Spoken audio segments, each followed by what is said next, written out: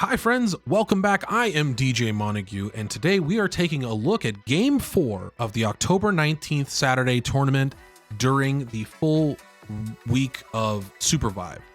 On November 20th, there will be the full release of SUPERVIVE, so we're kind of counting up to that, and a lot of us have some really cool stuff to show you.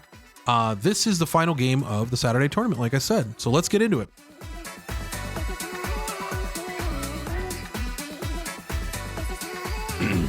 So, to reintroduce our team, I am DJ Montague on Kingpin. Goat is playing Oath. Unseen Jaguar playing Jewel, very well known for Jewel. And Jay the Yggdrasil, also known as Look at Me Yggdrasil, playing Bishop. So, this is Game 4. The last game we got second, barely, if you watched Game 3. This is our final stake. The only way we win the tournament is if we win this game and have a big showing of kills, okay? So we know that going into Game 4. It's just, we have to. We have to show up. And I had said before the tournament started, because of our placement in this tournament and where we are, in terms of like top NA leaderboards, I said, if we don't win this tournament, I'm kind of tilted. I wanted first or second, I think with a big showing, to show that we can beat like anyone that's not top 10, right? So let's get to it. Okay. So, still very much playable. Okay, good. So we can still anyway, go. Going into Game 4, I don't think I really even gave a pep talk before, but I think the guys know where we're at. We're all locked in. I think Game 4 is just like crazy from us. So we got bombing run again. That's 2 bombing runs in one tournament, which sucks. But the two armors at Prisma Falls are going to be hotly contested. There's not that many mobs over there. That's a tough one. Academy, I don't think really has anybody that's looking at it, because I don't think that these teams, I mean, Sinoid's team definitely is looking at Academy as an option, but I think they want to push the point and go to Prisma Falls, then Heart. You could also make a case for wanting to drop at Vanegrove to take, or sorry, Magebog to take the gold armor off the train, but there's only one. That was, I think it was a bug. So we end up getting 3 teams at Academy. This is a tough one. We get split off by bombing runs. We get first camp and move to the right to get second camp. This is a great control play from us because we know that the other 3 camps are just not going to happen, right? So this is good. I think we also end up, I end up getting killed in this fight. I think. I don't know. We'll find out the next time on Dragon Ball Z. So right here, we have 2 options. We can take air rings down from the right, or we just engage into them. I don't have hook, but I want to like fake like I do, right? He ends up getting a kill on Arba. I think they wall punch him. We go for like guaranteed KP on this team to try and push forward. We end up getting glaciated here, which is like puts them on like Giga Poverty Walk. 2 people down from the #1 team right now, right? So Pensado's up top. I don't see what happens here, but they don't get him. We push them out. We end up getting, I think we end up getting the red book. Yes, we do. Because we travel south to, I forget what that's called down south, but we end up moving down that way because we want to move to Machine to get armor, guaranteed armor. And so I say, hey, let's get Oath to 5. And so at least Oath, and I think Jay can get to 5 as well. So therefore, I make the call that we should use the book now to guarantee our next team fight's not dog shit. So we use book, get 5, move towards advantage. This is a very weird. They had seen us coming in, obviously, because we have that. They hook, I hook on Gunner. This is what's awkward. We have a kill on Gunner here. It takes a while, but we get it. but they're in position much better than us to guard Gunner as a 4-man unit. So we lose the team fight even though we traded kills, but they get the res on their Wisp. No kill participation there.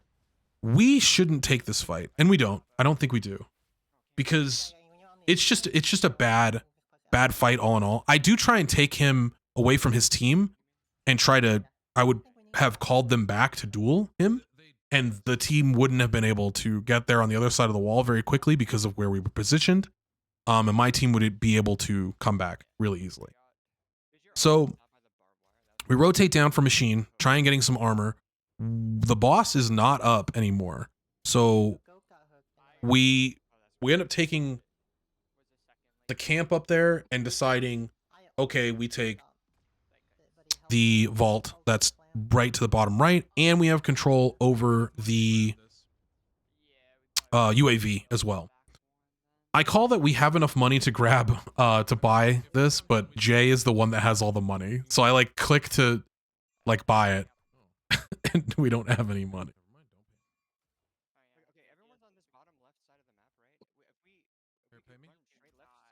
Now I'm like, throw it on the ground, and then I realize we've got no money and I'm done. Anyways, so we should have taken that vault, but I think we were going for the res, most important. Res first, vault second. Having a 4th man with skills is going to be better than getting a couple powers on a couple people. So we could take train here and move down. Train's always good to have because of vision, moving vision, and a moving base to go to, and having a res beacon on it. Dude, train is just like a really, really good thing to control in this game. They try and engage a little bit, and there's another team that tries to engage from the north as well.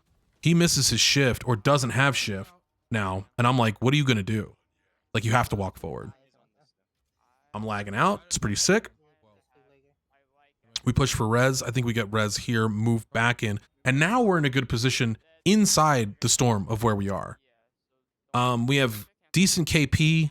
We've got 2 kills guaranteed. And so we're looking like, okay, what do? We move for souls. I wanted to get some items, so I move off, get this camp.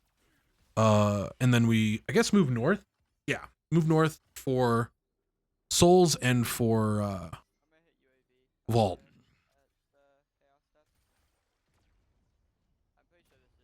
There's 2 vaults still left in this area. I don't think either of them are up. No, that one's up too. Both of them are up. Yeah, so we rotate for damage soul. This is a big situation. We end up giving up powers right now to get damage soul. I think this is a good call. I think damage soul overpowers right now because, I mean, damage soul is like a good tick amount of damage. I think it's like 180 damage total every time you shoot somebody. So if like you have Jay or Bishop being able to poke easily, it ends up being really good. Any sort of left click being able to do that much damage is great. So we know damage soul is down, or it is available. We get our 5s, we get goked on it, we move for killing damage soul. We end up getting a crazy rotation and get I think the other soul as well drops. No, we don't take the soul. We get armor. This is a good recuperation from us. Like, take it really slow, patiently, be near shops, but I think our rotation was awkward. But it's fine.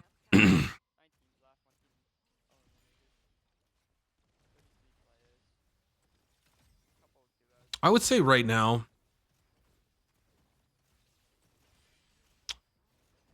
we should be looking, no, we all stay on. If you wanted to push a hyper advantage or like push even further, you would go for the vault on one person and just moving over there by themselves so that you can get the stuff in the vault, because once you kill the boss, it's just going to expand outward. So we end up with no powers, right? No powers, no bitches. Just sitting there by ourselves. I think we get a couple picks here that are really nasty.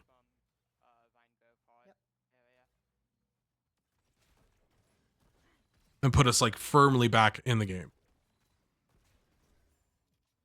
Because at this point, no, we end up picking ball. We get Chonker, but it's not Chonker cannon. These are not good powers, but we just need something, some buttons to press. Getting powers is always gonna be better than not because of just free stats, right? Your character can only do so much, and when you have any sort of other power, you get more options. Even if it's money trees and you're fighting against a Shrike, putting up money trees, it's still good. So I take Mortar because I like Mortar. I don't know why. It's just who I am inside.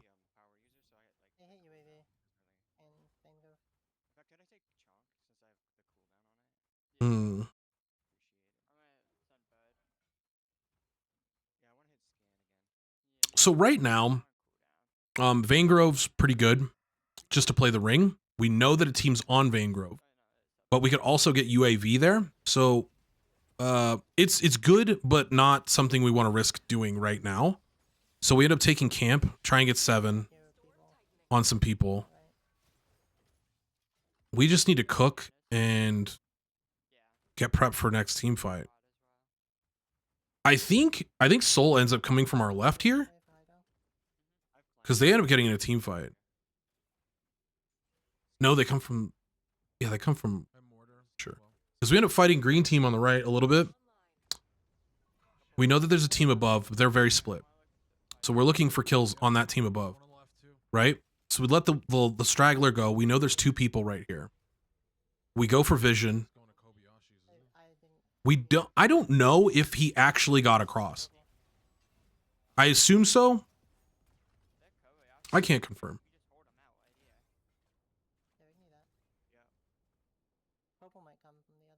Do we have a bonfire? We're also looking for like bonfire positioning or campfire. Being able to get a campfire right now is tough. What we could do is we still have that campfire that's next to the boss. Once that starts to recede, we can back to that and lean down. Ooh. All right. That's a good one. Get 2 free kills. Free as fuck. 3rd with Goat getting Salsa. This is just like the biggest come up. They were fighting somebody or they were in the storm and that's just like bad for them. And he dies in the storm.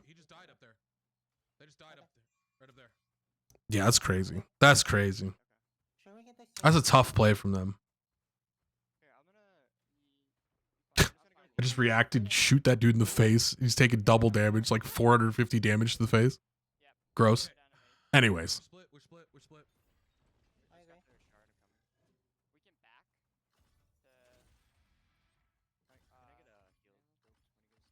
So we should cook right here, but not take this one. We got the cook. I'm going for a hook. I wanted to go behind that, grab the person behind there. Goat gets kill participation for that one. We end up getting the Shrike as well. This is like an insane third party. 2 more KP for us. This is like a lot of luck on rotations right now. I go for the hook and dodge back. Not a great call. I get a big mortar. I get like 1,100 damage on that mortar. Yeah. That's pretty funny. Yeah, I mean mortar. Jag gets full kill on Shrike because we had come back over here. We basically gave up that Shrike in case they wanted to come back. That is something else happening though. We get another third party to push these teams away. Firefox ulti's gone. Jag goes for the kill, but ends up getting back. And I have touch of life, so. They get Gunner walk like that used his glide up top and we end up getting Gunner. This is a greedy hook, but I wanted to fake like we had people I knew they were coming from around the top and fake like we've got more power than we do.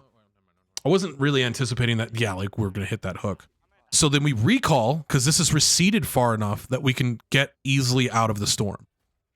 Right? And boss spawns there. So we can get Bubba's breath. And we know literally where everybody is if they are not in a bush. So again, crazy luck on our part. Sometimes that's what you need. You know what I mean? Get the luck, get the W. You still need skill to close out the game. So we know that there's a team on the right, 2 and the third party. We get the, oh my God, that makes me so sad. But we get the shift and get the kill on Taobao. Taobao gets back up. I know for a fact because Taobao in this game duels Jag up at the top of Vein Grove. So we're looking for control, looking for hook. Arba might know I'm there, but it don't matter. He gets pushed over the wall because he tries to shift and push him into the wall with shield, which is a weird thing because I had the stun. Like I was fine. Where's Firefox gonna go? You know what I mean? But it's okay. I wish it was a kill, but it wasn't. They end up moving out. So we know they're fighting another team. We know they have the golds. We know that they're a bit low. We know that, oh man, Pensado's almost down. I think Pensado dies right here. We take that. Yep. And we get the armor on our side. We end up fighting, get Sinoid. I get stunned on Sinoid as he comes across. Like, this is the ultimate third party. Like, this is disgusting. Good positioning, and we weren't over aggressive. They had to come into us. I think that was a great play there.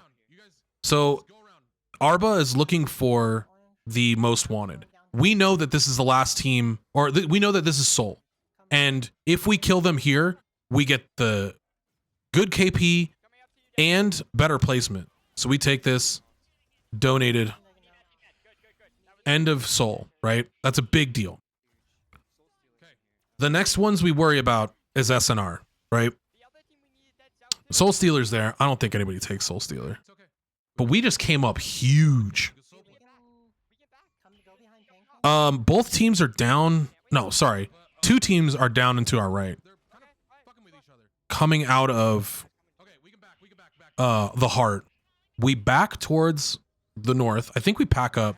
We've got so much shit over there. We've got so much control. Jag. Oh, man. I wish I would have just went for the stun there. I don't know why I went for hook. It's Oath. Like, I know better.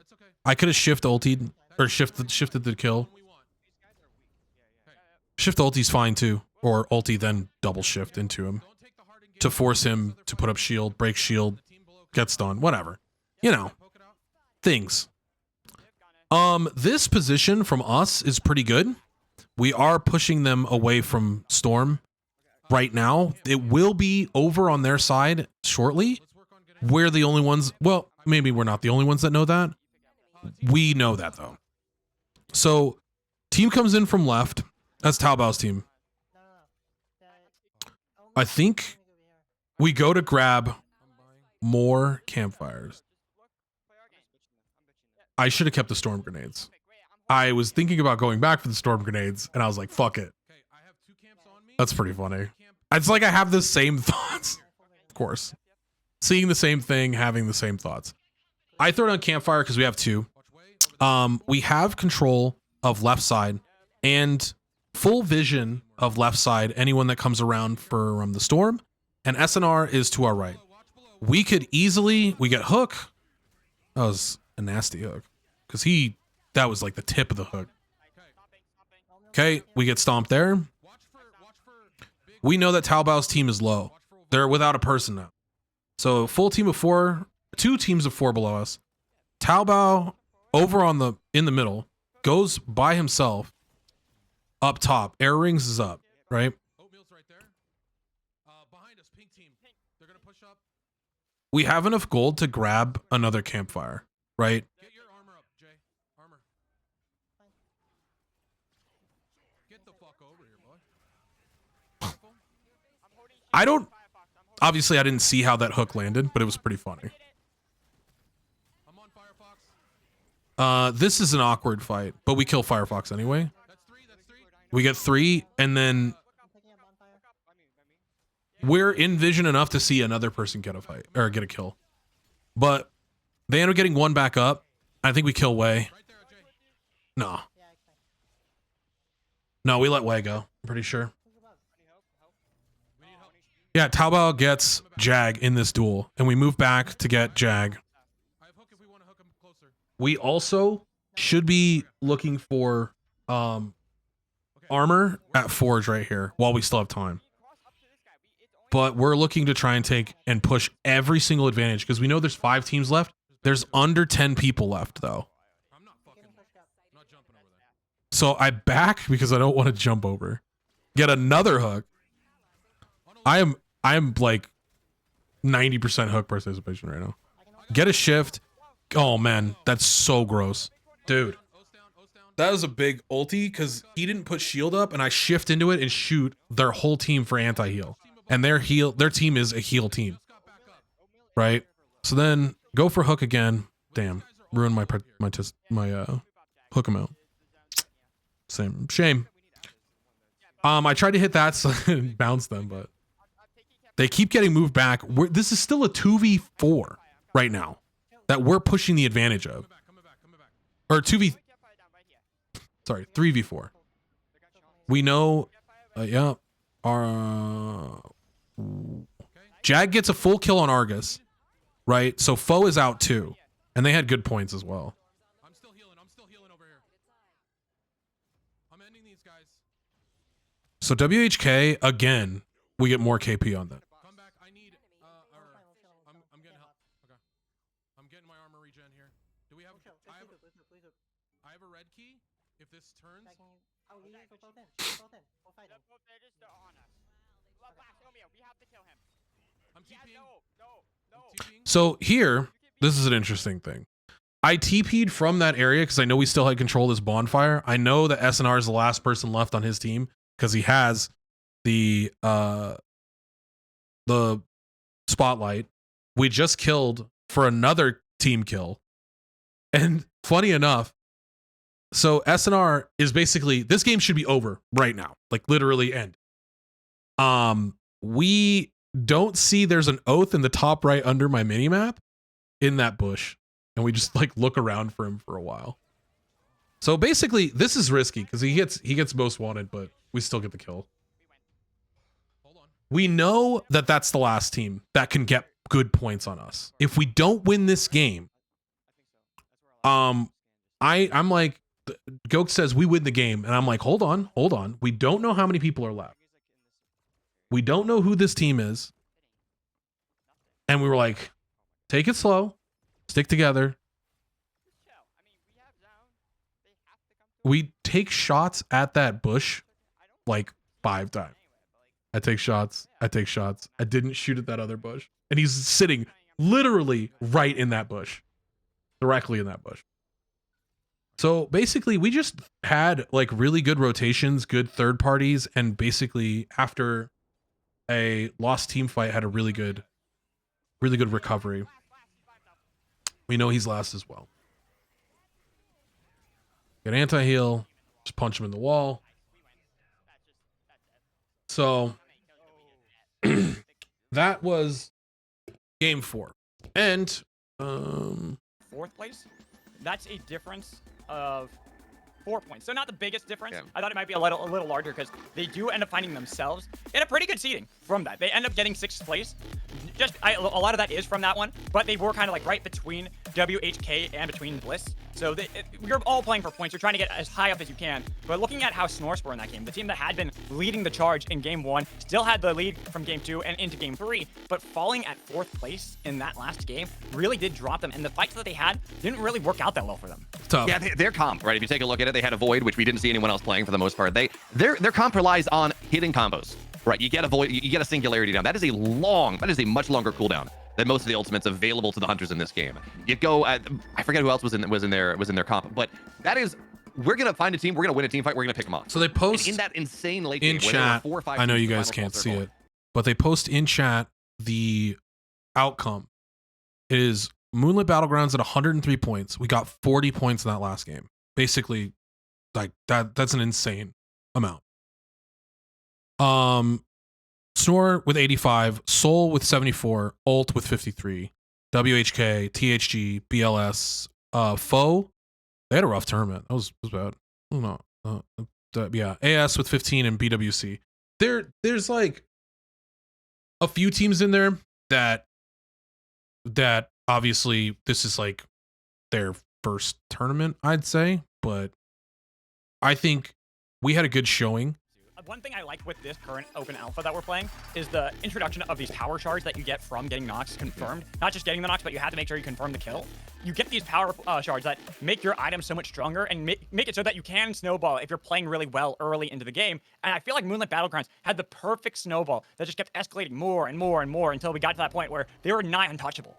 Yeah, no, certainly lots of damage, lots of mobility. And again, I think we talked about this in maybe the first lobby we cast, the third lobby of NA, where really good teams, especially in this format, they are rotating to the oracles as much as possible. They are going and they are finding where the other teams are. They're looking for those smaller little clouds of question marks where there's maybe a smaller team, and they are hunting across the entire lobby. They are looking for those opportunities to get those kills, and then you start to snowball. We talked about that. We talked about those power shards. Give you a little bit more AP, super impactful. But at the end of the day, that means that Moonlit Battlegrounds, we were saying, hey, you know, in a top 10 lobby, they're going to get fifth.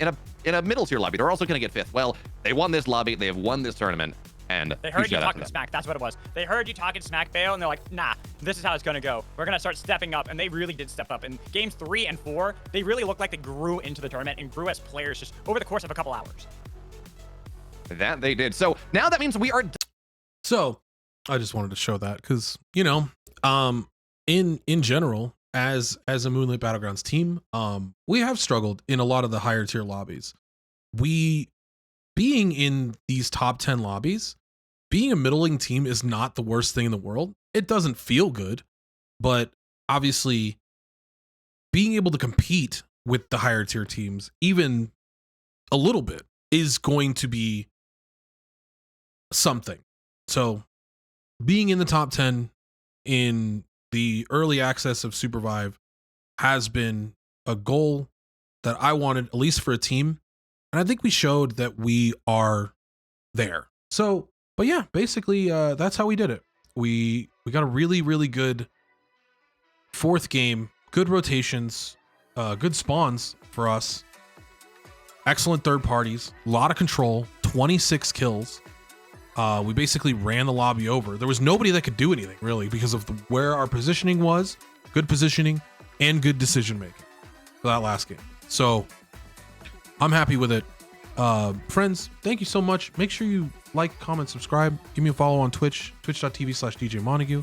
I will be in more tournaments, 100%. I love SUPERVIVE. It's an extremely fun game. If you haven't played it, if you have, you know that it's an awesome game. So, friends, I will see you in the next one.